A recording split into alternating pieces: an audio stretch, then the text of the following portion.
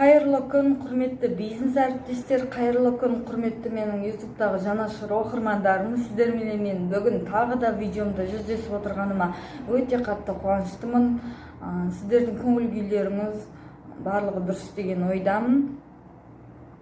Біз бүгін ең бірінші қандай өнімді видео таспалауға түсіреміз деп ойланған кезде менің ойыма ең бірінші омега-3 өнімі келді.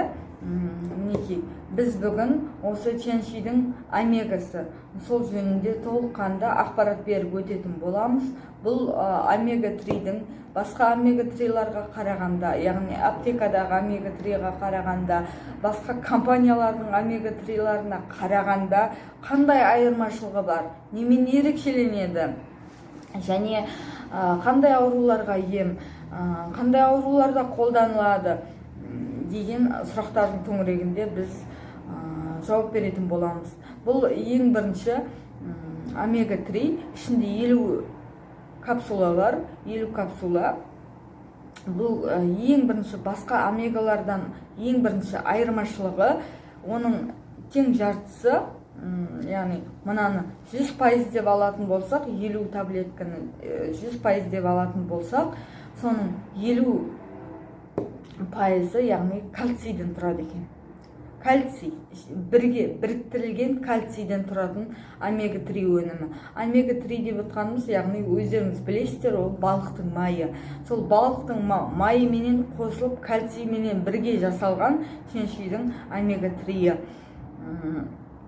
Екінші бізде ол емдейтін ауруларының бірі ми ауруларының, яғни бас ауруы, кейбір адамдардың басы тоқтамай ауырады, мидың барлық диагнозы менингит болсын, бастың тоқтамай ауруы, соның барлығының, яғни ми ауруларының бірден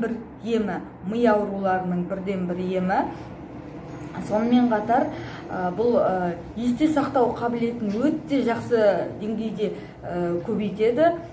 Жартысы айтып отырмын ғой, кальций деп айтқаннан кейін, осының жартысы кальций деп айтқаннан кейін, именно сүйектерге, яғни остеохондроз, артроз, сонымен қатар сүйектің барлық ауруына, яғни тұздың жиналуы, кальцийдің жетіспеуі, именно бір омега-3-дің өзі осы барлық аурулардың барлығын емдейді екен. Екінші, мынау біздің көз жанарымыздың жанып тұруы, көз жанарымыздың анық көруі, именно осы көз ауруларының бірден бір емі екен. Сонымен қатар тері ауруларының бірден бір емі, псориаз, экзема, сол именно омега-3, яғни балықтың майы жетіспегеннен кейін біздің не істейді екен, теріміз өзгеріске ұшырап, үстіне жаралар шығады екен. Яғни қандай да тыртықпен қалатын жара, ашық жара, жабық жара, беті суланып тұратын жара, сол жаралардың барлығына бір капсуласын мінекей алып, мінекей өзі осындай ғана капсула балықтың майы, осы капсуланы инеменен тесіп, яғни жараларға құятын болсаңыз, өзіңіз ішетін болсаңыз, именно майын сорып ішетін болсаңыз, майын неге жараларға жағатын болсаңыз, сізде өте керемет нәтиже болады 1-2 күнде. Жаңа айтып өттік. Сонымен қатар ұмытшақтық ауруы, қартайғанда болатын ауру, Альцгеймер дейді. Сол аурудың бірден бір емі. Және сонымен қатар ми ауруларының, яғни ДЦП, гидроцефалия, миға су жиналуы, мидағы киста, яғни мидағы кистадан тамырлардың тарылуы, тамырларға питание бармауы, барлығы осы омега-3 өнімінің жетіспеушілігінен екен. Оның ішінде кальций менен балықтың майының бірге қосындысы, яғни нанотехнологиямен дайындалған қосындысы жетіспегеннен кейін біз осындай ауруларға шалдығады екенбіз. Қараңызшы, иә, басқа аптекалардағы омегада көмектеседі, мен көмектеспейді деп айтпаймын. Бірақ бұл омега-3-дің айырмашылығы барлық аурулардың бірден бір емі. Бас ауру, яғни басқа байланысты қандай диагноз болмасын, мынау өте ауыр диагноздар бар ғой, онкологияның бірден бір емі. Онкологиялық мынау жасушаларымызды бір жерге жинап, оның орнына жаңа клетка создавать етіп, ол клеткаға бізде питание береді екен.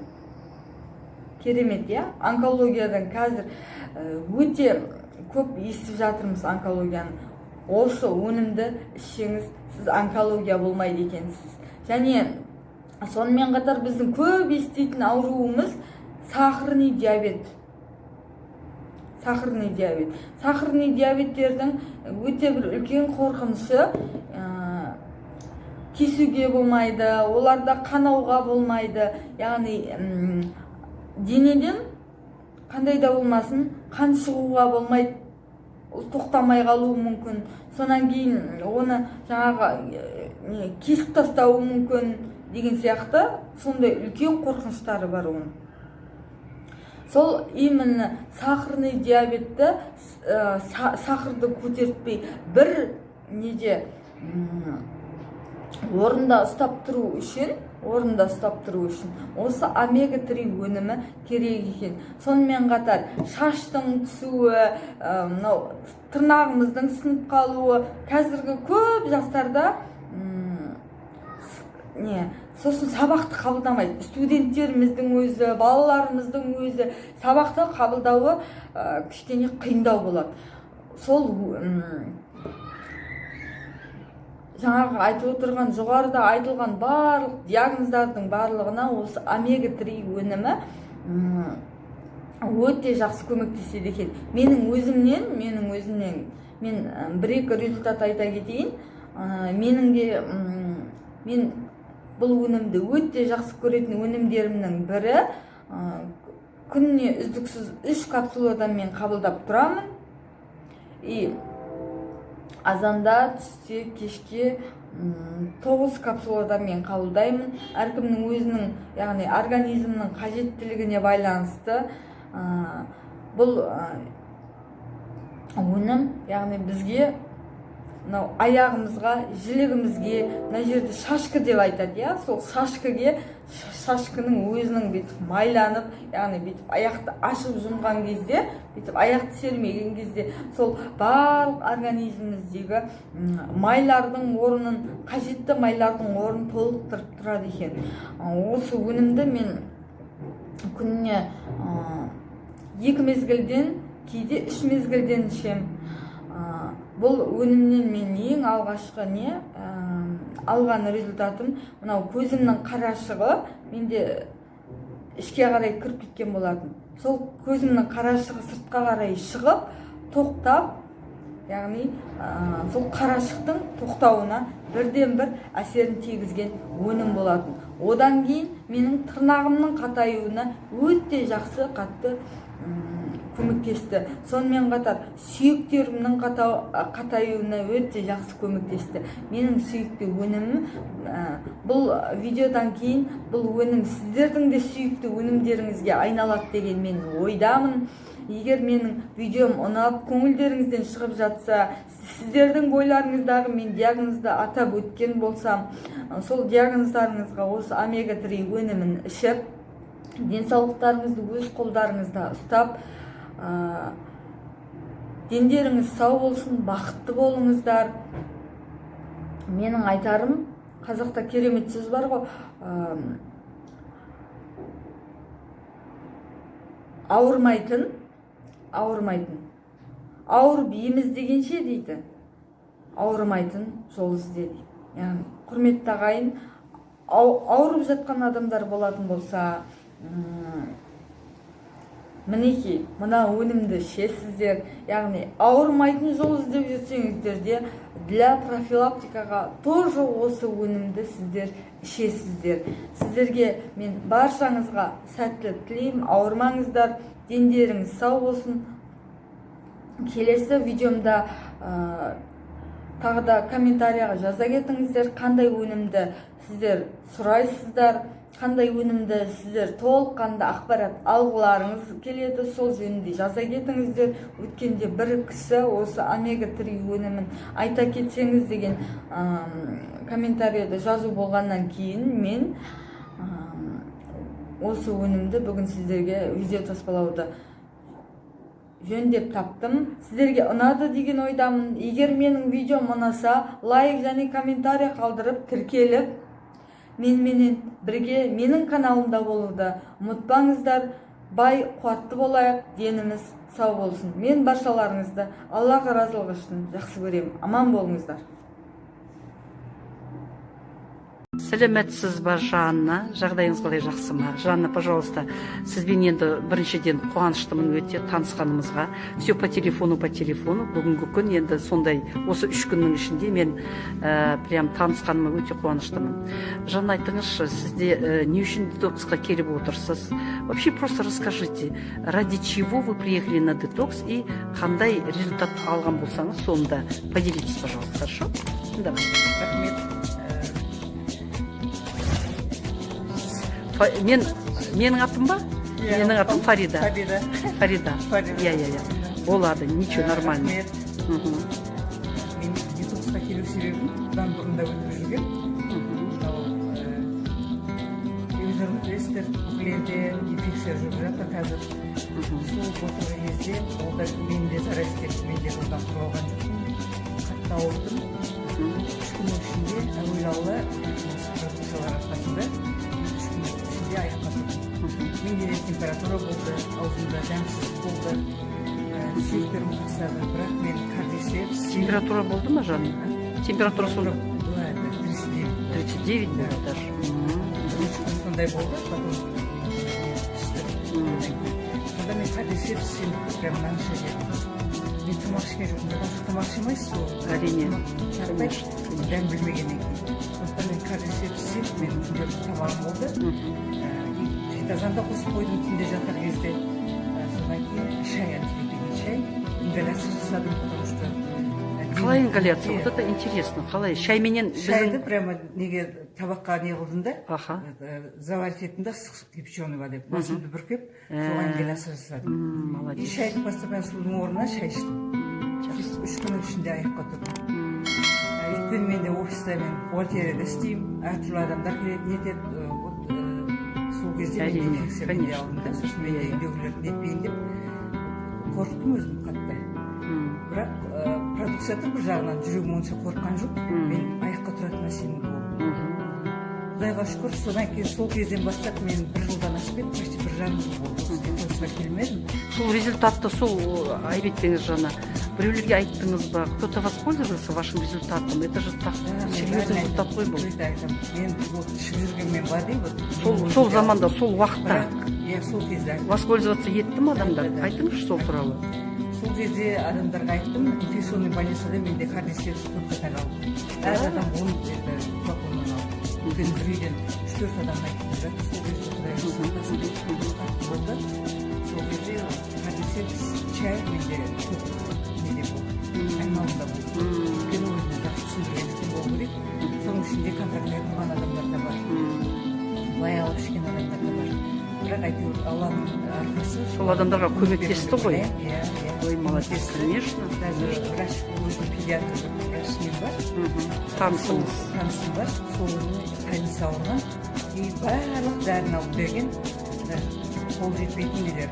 Сонда да хуже деп жауап берді маған. Жаңа не істеймін. Давайте так сделаем. Өзім қалай істедім, солай істедім. И больницадан шықтым. Больницадан шығарып алып менен соны берген. Қазір жұмыс істеп жүр. сақтадыңыз оны, сіздің әйтеуір неңіз тиді, себебін тиді да, себебі тиді. Ой, молодец. Бір-бірінен естіп, адамдар сол уақытта келген ғой сізге. Сондықтан мен продукция Алланың берген сыйы деп әр уақыт айтамын, өте жақсы қабылдаймын. Осы ковидте деген қазір 3-я волна, 4-я волна дейді, бәрібір соған ұсынасыз, бәріне айтасыз, иә? Айтып жатырмын қазір неге Қазақстанда өте көбейіп жатыр. Сондықтан сіздер бұл нені қолданыңыздар. Әсіресе мынау детокс программасы өте керемет қазіргі уақытта. Вот алдын ала дайындалып келесіз үйде. бір ай бойы, мысалы жарты ай бойы қитазан шай ішіп келсеңіз, соның өзі жеткілікті болады. Жеткілікті болады. И детокс жасап жіберсеңіз, сіз көп нәрседен иммунитет, біріншіден иммунитетті көтеріп, жақсы қалыпқа келе аласыз. Ал енді мына детоксқа келіп, жаңағы результаттар көріп жатырсыз ба? Мынау бүгін енді 3-ші күніміз, қайтатын күніміз. Сонымен поделитесь, пожалуйста. Әрине, өте керемет ұнады маған. Бар жақта болсын, Шонжада да болсын, Түркістанда өзіміз ұйымдастырғанбыз. 19 жылдары, сол жылдары өтпес өтіп, бұл жерде. Бірақ мен мынандай көрмедім, мен әлі составында әлі сұрап көрген жоқпын. Бірақ денемнен өзімнің ішкі құрылысымнан сезіп жатырмын. Қалай жағымды прям етеді. Енді керемет, өзіңізден, өзіңіз ішіңізден не шығып жатқан кезде, енді таңғаласыз болып, жаңа продукция еще көмек беріп, қазір керемет. 90 градус төменде шығады екен, скважинада. Қолданып жатырмыз, бері шыққан кезде ойды өзіміздің қалып температурасын алып жатырмыз. Ваннаға бассейнге, ваннаға отырып жатырмыз 2 мезгілден. Керемет қыздарсын солай ұйымдастырып қойыпты. Рахмет өте, ол ваннадан кейін келіп, сіз мүмкеліп жатырсыз. Анау бассейннің бәрі су болған кезде сіздің клеткаңыздың бәрі ашық, іштегі шлактың бәрі шығып жатқан сезіп жатыр. Өйткені біздің простынамыздың бәрі сарғайып кетті ғой, датовый іштегі нелер. Шлактардан. Да, шлактардан. Вот, молодец. Вот соны айту керек. Егер тер болса, олай болмас еді. Конечно, конечно. Қараңыз, сондықтан өте маған ұнады. Мына тұрған жер біз білмейміз ғой, алыстан іздей береміз негізінде. А так керемет не екен, ұнады. Санатория бұрын совет кезінде салынған, өте кең, огромный здание. Просто осыны біз келіп, бізде бұл санаторияны көтеруге болады. Бәрі халықтың қолдануына. Кеше сіз айттыңыз, сізде де сондай результат, явный результатыңызды қана айтыңызшы. Ол да өте... Менде негізінде басында менде почка, сношный почка болған, бір почка. Көп қалды алып тастайын. Ертең операция дегенде мен больницадан шығып кеткен. Өйткені су әкеп бересіз ба? Су әкеп беріңізші. Айып етпеңіз, менде суды. Сіз жаңағына шықтыңыз ғой, неден? Ваннадан шығып. Жоқ, шай іштіңіз бе сіз? Мына судан да тағы іше беру керексіз. Судан... это самое, мен айтып отайдым. Почка, да. Компанияға негізі. 2007 жыл келген. Бәрі нәрсені қолданып ертең операция дегенде шығып кеткен. Өйткені Алла тағала маған сондай сигнал берді. Адам деген жүрегі ашық. Сізге болады. Жүректі тыңдамаймыз көбінесе. Шығып мен бір 15-20 күн кейін Атысқап кездестіріп, үйге келіп айтып жаңа осындай Тенші деген компания бар. Мен 2002-де жазылған. 5 лет прошло, менің айлығым сақталып тұрды. Сол кезде барып ішкен, біреулердің ішінде күшік бет, мен тасып өткен деді. Сосын ойландым. Құрт ол бәрінде бар ғой. Не нужны құрттар шыққан ғой. Соны сен неғым білмегесің. Дұрыс түсіндірмеген де ол кісі. Түсіндірмеген, өзі де білмеген, өзі ішпеген. Бірінші рет. Кім біліп жатыр еді, содан сондай болып кетті дейсіз сөз болып кетті. Содан мен алып барды, офисқа бардым. Офисқа алып барсам, как раз осы қазіргі менің өте жақсы көретін наставнигім, золотой леп, 2 жұлдызды, Жұмадилов Бекмұрат мырза сабақ өтіп тұр екен. Сол кезде 7 жұлдыздығым. Ой, молодец. Сол сабақ түсіндіріп маған айтты, 300, неге бәріміз отырмыз ғой залда, $300 бір адамның курс лечения істеді. Ощущение, восполнение бәрі кіреді, сіздің өздеріңіз ашылады деп солай айтты. Сол құлағыма қатты жатты. И сөйтінде мен бар ақшама сол жерде продукция алып кеттім. Контрактты ашып, содан басталды. Содан ішіп жүрдім. Через 10 дней у меня обострение. Потому что мен ол кісілердің айтқанын ішпедім, сразу ударный доза. Кете жазбай дедім. Жаңа әкем аурудан өткен. Тез нетіп. Бір айға берген мені продукцияны мен 10 күнде тауыстым. Соныменен скорый что произошло? Не болды? Смешен қақсап сақылдағанда мен тұра алмадым. ішеді, басып әкетіп барады, тісін қақса түсіп қалатын сияқтысың. И скорый келді де мен сіз жұртта тұрасыз екенсіз, неге сондай нәрсе ішесіз? Ішуге болмайды деді Сол ғой. кезде менде не болды, күліп жіберді мен. И ауруым қайқа кеткенін. Сіз күліп жатсыз ғой, ауырды деп біз шақырдық дейді. Ертең давай деді анализ тапсырыңыз деді. Барып анализ тапсырдым, 3 күннен кейін анализім шықты. Потому что очередь ол кезде де неге барсаңыз анализім шыққан еді. Таңғалу, у вас гемоглобин это 136. Почки, а почки? Неңіз, почканы енді айтты, неге түсіңіз деді, УЗИ-ға түсіңіз деді. Так, анализ тапсырдыңыз ғой, мочи. Тапсырдым, тапсырған кезде бәрі норма. Өзімдің главврачыма бардым, мен санатория областной санатория істейтінмін ол кезде. Ол кісіге барсам, Жанна не ішіп жатсың, мынау баланың несі ғой, Анализі. Чаще деді дейбесі. Мен оны бұрын естіпкем, 2000 жылы біз бәрімізге сатып кеткен ол продукцияны деді. Содан бір іштік та біз қалдық деді, ішпедік деді. Сен іше бер осын деді. Сол сенім пайда болды менде. УЗИ не деді, УЗИ не деді Жанна? УЗИ айтты менде, почка сынкі деді. Надо проверить это. Сынкі деді ма? Я сынкі Ну, это деді. тоже нормально. Орыннан неған, это может быть онкология деп жаңа УЗИ-дағы сайты салды. Сосын мен айттым, мынандай анализбен, это қайықтың онкологиясы, это обновление почек деді. Аузыма салып тұр ғой, құдай. Сөйтсем врачым күлді, сен өзіңе жағып бізге келмейтін болсаң іше бер деді. Айтпай, вот сколько лет қазір уже? Она нормализовалась, почка встала? Да, қазір норма это. Анализден бәрі жақсы. Бәрі жақсы. Молодец. Вот енді осы детокста қандай результат алдыңыз, кәне? Бұл детокста енді айтып жатырмын ғой, кешегі пандемияның несі менде де қалған несі қалып тұрып кетеді екен все равно. Менде зеленый такой же қақыр шықты ғой.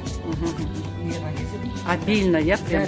А до этого бар еді ма ол? Қандай болмаған, басында ауырған кезімде шыққан. Иә. Кейін жаңа шықты да, таусылды да, мен жақсы болды деп ойладым. Оказывается, бір жерде қалып кеткен ба? Қалып кеткен. Сол түсті, домалақ бұл прям тұр ғой. Да вы что? Кәдімгідей. Домалақ болып түсті ма? Вот это да. Бірігіп тұр да прям. И қуандым прям. Продукция с удовольствием пила, вот здесь бәрі картейді бәрі ішіп жатырмын. Надо продолжать, я? Этот вариант, он может быть не одинарный. Кордисепс, әлі еще бәрі түсін керек. Бұл енді ораза кезінде жаңағы тазаланасыз, ішеміз. Петиксеспен біз бұрыннан өзі 2 жыл болды. Қалай шықты, ораза сарияны суымен етеміз. Ішесіздер уже, қабылдайсыздар оны. Молодец, хорошо. Енді не дейсіз енді жалпы? Көп енді айттыңыз, молодец, рахмет, сонда да. Рахмет сізге. Қазақстандық халқыма айтамын, бізде каждый үйде мен даже жылағым келеді. Қанша адам қиналып жатқан адам көп дейсіз ғой. Даже аяққа жүрген адамдар бетіне қарап тұрамын да айтқым келеді. Сізде не нормальды телаңыздың өзінен нетіп тұр. Сіз кішкене емделіңізші, осыны тазалаңыз деп айтамын. Айтқан адам бәрі бірдей қабылдай алмайды ғой. Өйткені олардың жандары кірмеп қалған адамдар бар. Сол жан тазаланса адамның бәрі сенеді оған. Сондықтан бұл біздің продукция биоэнергетика. Өте керемет, мұндай продукция жоқ іс жерде. Тепе-теңдік қалыптасқан кезде біз бәрін қабылдаймыз. Қоршаған ортаны да, адамдарды да. Сондықтан соған көмектесетін енді бір күшті продукция бұл. Өнім керемет. Оны таппаймыз еш уақытта. Ет, қазы, қарта, қамыр жібергенмен ағырай кете береміз, өнімімізді сатамыз. Біреулер айтады ғой, қой, біреулерден естім недавно ғана. Қой, осынша ақша кетсе, лучше мен соған ет алмайын ба, 1 жілік ет аламын, мен жарты жілік ет алатын мынау не екен ғой дейді. Оларға не дейсіз? Ол кісілерге айтар едім. Сол етіңіз мысалы 40 мың елінің болады, 1 жілік етіңіз ішсе. Соған сіз лучше это оны демей қойайын енді. Бірінші бағасымен өзінің мысалы 7-8 хитозан алып ішсеңіз қандай жақсы. Даже 1 хитозанның өзі. 1 хитозанның өзі сізге. Бүкіл семьяңызға жаңа хитозан жетер еді. Сіз де аман болар едіңіз. Бүкіл семьяңызда сіз солай көмектесер едіңіз деп айтар едім. Сондықтан мен де сол бірінші кезде өзім Тараз қаласының қызымын, етті қатты жейтінмін. Оның бәрі мен бұл ауру бекер келген жоқ, менің мінезімнен келді, тамақ ішуімнен келді, отношения адамдармен солдан келді. Соның бәрі мен түсіндім қазір. Оның бәрі мен осы теншіға келмесем білмес пе едім мүмкін. Білмейтін едім. Иә, білмейтін едім. Кім үйретті бізді? Сондықтан үйрететін университетте оқыдым, мысалы магистратура бітірдім. Ол жерде ешқандай ақыл ашығым айтпайтын. Бұл жерде керемет енді адамдармен жүректерін ашып қарсы алады ғой. Қай жаққа барсаңыз да сіз далада қалмайсыз. Тяньши деген үйіне барсаңыз сізді жүрегімен қарсы алады, өйткені білесіз сіз ол адамдардың қандай екенін. Сондықтан мен де етті қысқарттым, жаңағы айтып жатыр. Етті қазір мен шетен 2 килограммнан әкелемін. Сенсеңіз и то. Енді анда-санда не етеміз? Фарш, тамақтың бәрін через блендер пісіремін да, бір қайта блендерден өткіземін, чтобы ағзаға көмек беру керек. Өзгеру керек.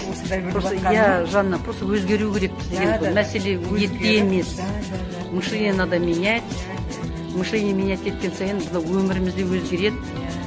Толықтық келеді мынау немізге, рухани толықтық келетін шығар, адамдарға. Сол керек қой адамның көбісіне шы. Сіздің жаныңыз қай кезектен шығады?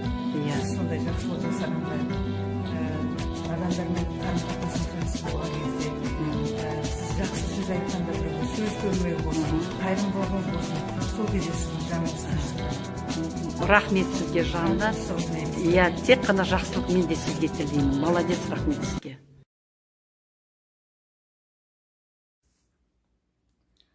Қайырлы күн, құрметті бизнес әріптестер, қайырлы күн, құрметті менің достарым. Сіздерменен мен жүздескеніме өте қатты қуаныштымын.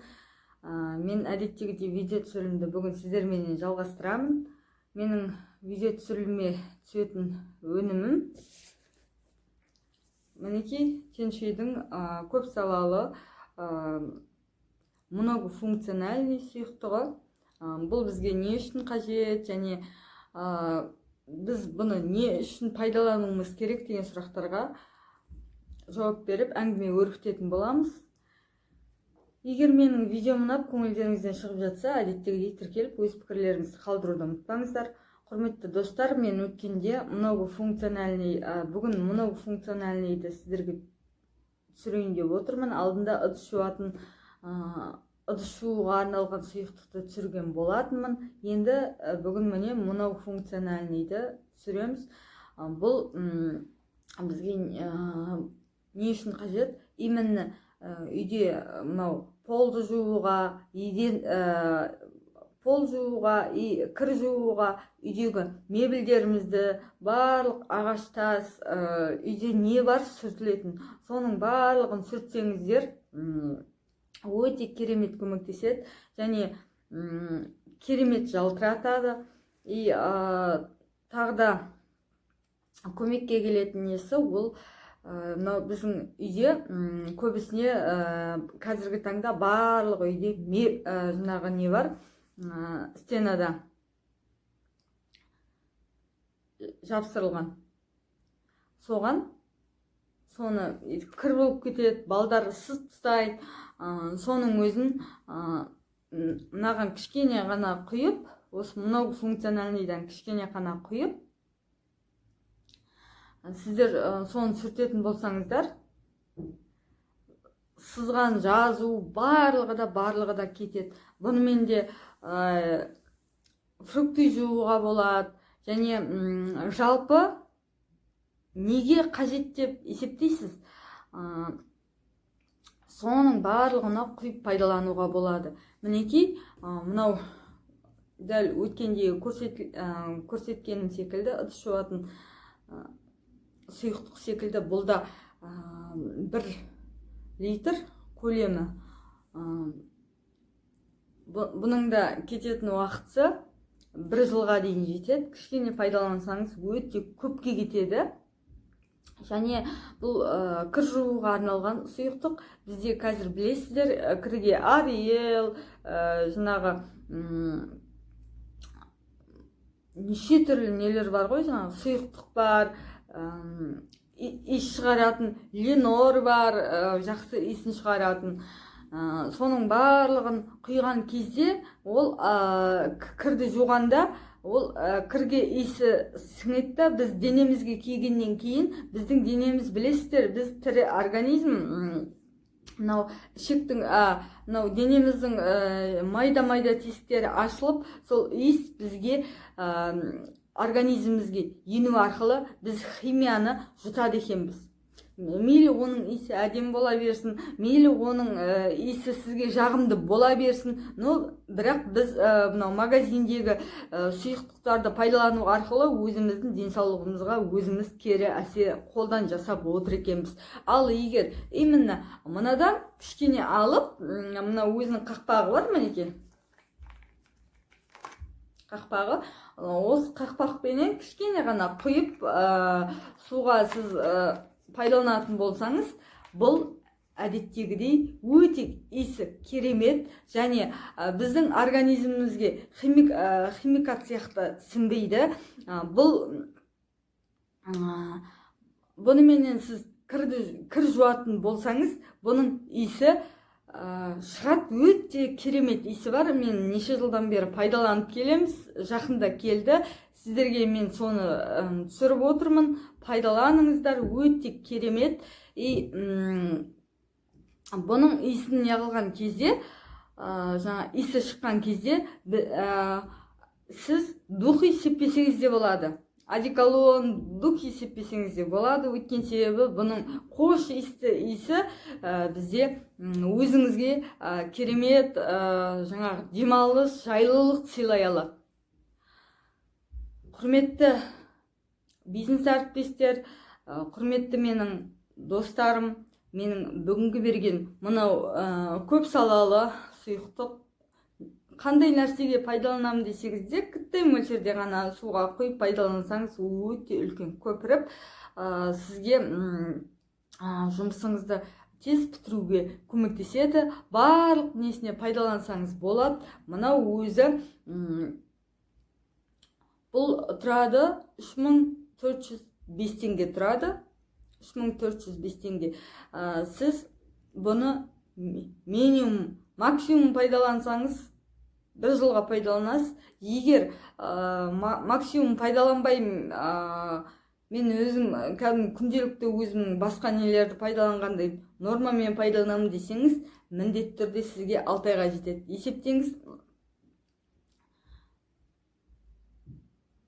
6 айға бөлген кезде бір 600 теңгенің үстінде шығу керек. Сіз 600 теңгеге ай сайын надай экологиялық таза шөптен жасалған, ішінде ешқандай химиялық қоспасы жоқ сұйықтық сатып ала аласыз ба? Әрине жоқ, сіз сатып ала алмайсыз. Сондықтан бұл көлемі жағынан да біріншіден тиімді, екінші жағынан бағасы жағынан да өте тиімді, және біздің денсаулығымызға еш кері әсері жоқ, только пайдасы ғана бар. Осындай өте көп плюстері бар екен. Құрметті оқырманым, менің бүгінгі көп салалы сұйықтық жөнінде, көп салалы дичо жөнінде айтқан ақпаратым сіздерге ұнады деген ойдамын. Егер ұнаса, пікірлеріңізді қалдырып, меніменен бірге болыңыздар. Келесі видеоларда жүздескенше сау, саламатта болыңыздар, аман болыңыздар.